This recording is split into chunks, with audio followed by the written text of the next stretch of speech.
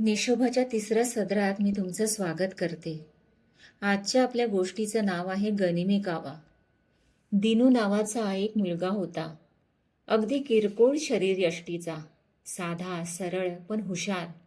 शाळेतल्या शिक्षकांचा अगदी आवडता, पण त्याचमुळे वर्गातील मुलांसाठी अगदी नावडता. वर्गात रंगा नावाचा अगदी मजबूत शरीरयष्टीचा टार्गट मुलगा होता. तो नेहमीच दिनूला त्रास द्यायचा आणि त्यामुळे इतर मुलं देखील दिनूला चिडवायचे.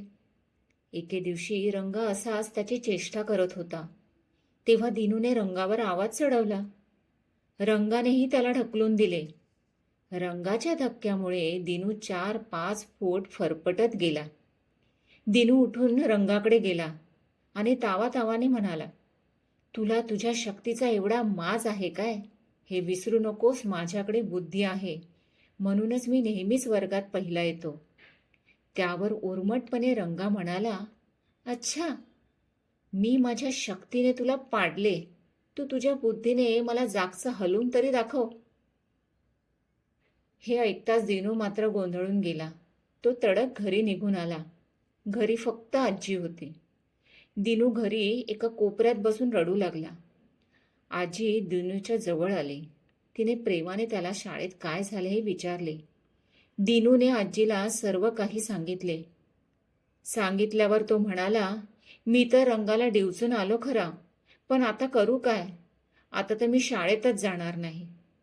आजी म्हणाली, तुला आपल्या महाराजांच्या पराक्रमाच्या गोष्टी आठवत नाहीत का?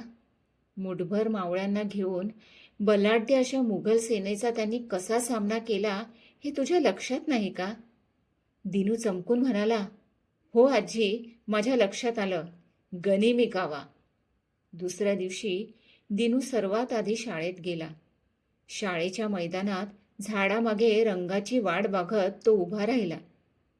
एका झाडाच्या बुंध्याला त्याने दोरी बांधली होती आणि दोरीचे दुसरे टोक हातात घेऊन शेजारच्या झाडाला तो टेकून रंगाची वाट बघत उभा राहिला.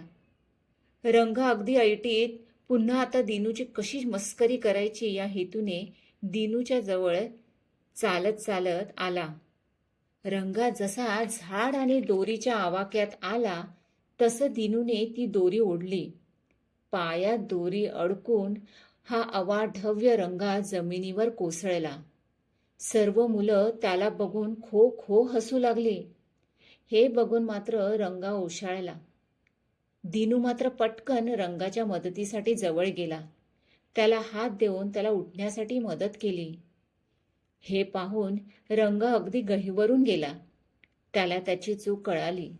आपल्या महाराजांनी जसे आपल्याला गनिमी काव्याचे तंत्र शिकवले, तसेच माणसे जोडून ठेवण्याचे मंत्र देखील शिकवले आहे. या प्रसंगानंतर दिनू आणि रंगाची चांगलीच मैत्री झाली आणि ती मैत्री आज तागायत टिकून आहे. मित्रांनो, तुम्हाला ही गोष्ट कशी वाटली हे नक्की कळवा. व्हिडिओ आवडला असेल तर लाईक आणि शेअर जरूर करा.